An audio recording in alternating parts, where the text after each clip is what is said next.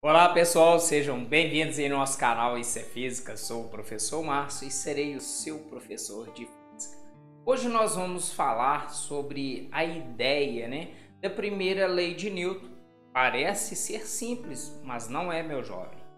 Não foi simples, para se chegar à primeira lei de Newton. Isso porque, cerca de mais de 2000 anos, prevaleceu uma ideia equivocada sobre o movimento. O filósofo Aristóteles, ele dizia, que só existia o movimento enquanto existisse uma força atuando sobre um corpo. E sem essa presença dessa força, era impossível de acontecer o movimento.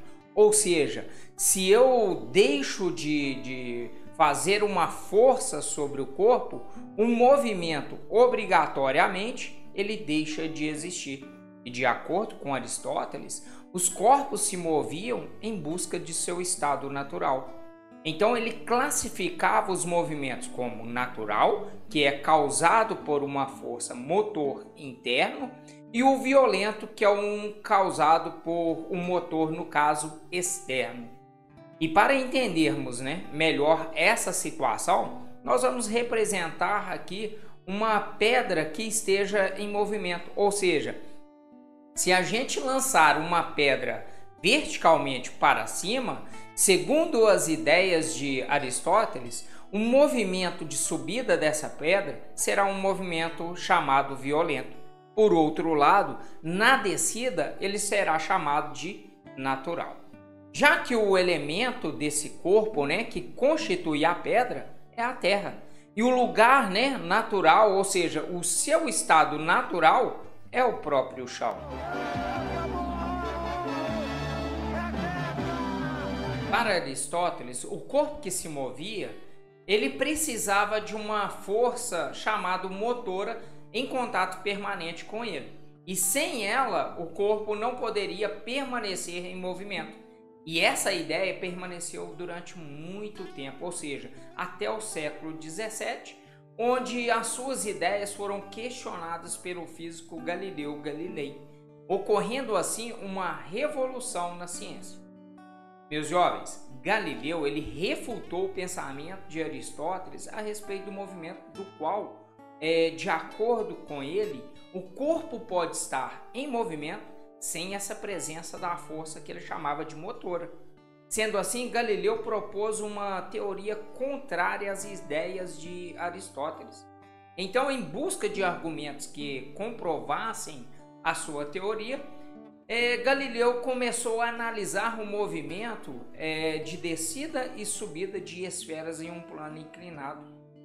E nessa época, Galileu já conhecia, este experimento. É por isso que ele é chamado o pai dos experimentos, ou seja, tudo Galileu justificava através de experimentos. E através deste experimento, ele percebeu que a rapidez da esfera aumentava na descida e diminuía na subida. Vamos ver isso no nosso plano?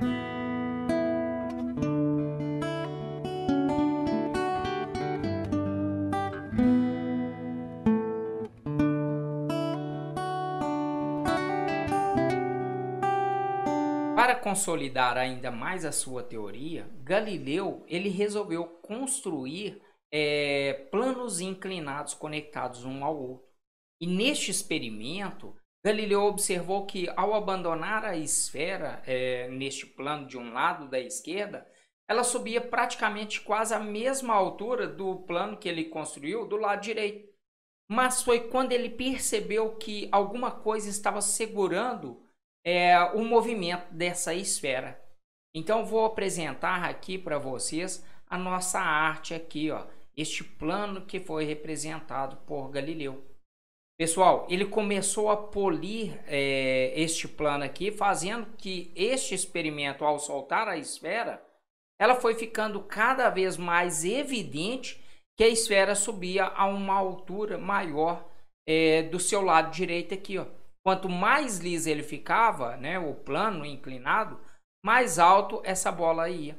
Então Galileu começou a realizar vários experimentos e mudando essa inclinação desse lado direito aqui do nosso plano. foi onde que ele concluiu que reduzindo essa inclinação neste nosso plano, até ele ficar paralelo ao chão, nada poderia modificar a rapidez dessa esfera aqui, ó. E quando ele fez isso, ele foi contra as ideias de Aristóteles, de que um corpo poderia continuar a se mover mesmo depois que deixasse de empurrá-lo. Portanto, uma superfície sem atrito, o corpo ele tenderia aqui, nessa situação, a continuar seu estado inicial de movimento indefinidamente, ou seja, em um movimento eterno, sempre se movimentando. Essa foi a ideia de Galileu.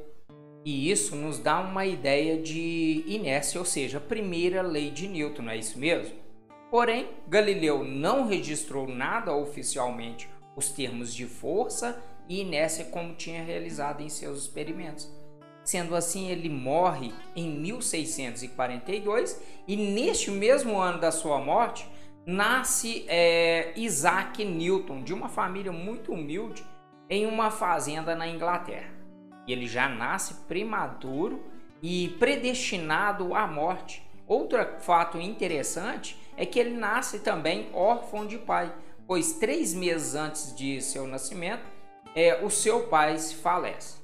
No ano de 1642 a 1727, melhor dizendo, dos 85 anos vividos por Isaac Newton, ele fez muitas descobertas pela ciência e contribuiu com o mundo.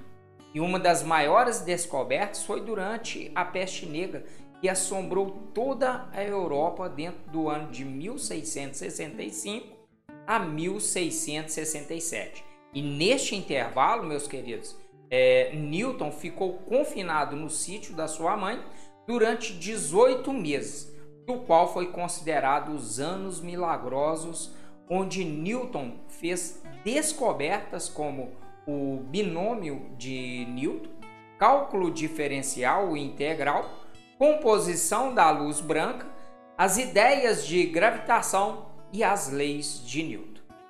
Então, meus queridos, fecho aqui essa parte, introdutória das leis de Newton. Espero que tenham gostado. Se gostou, deixa aí o seu like.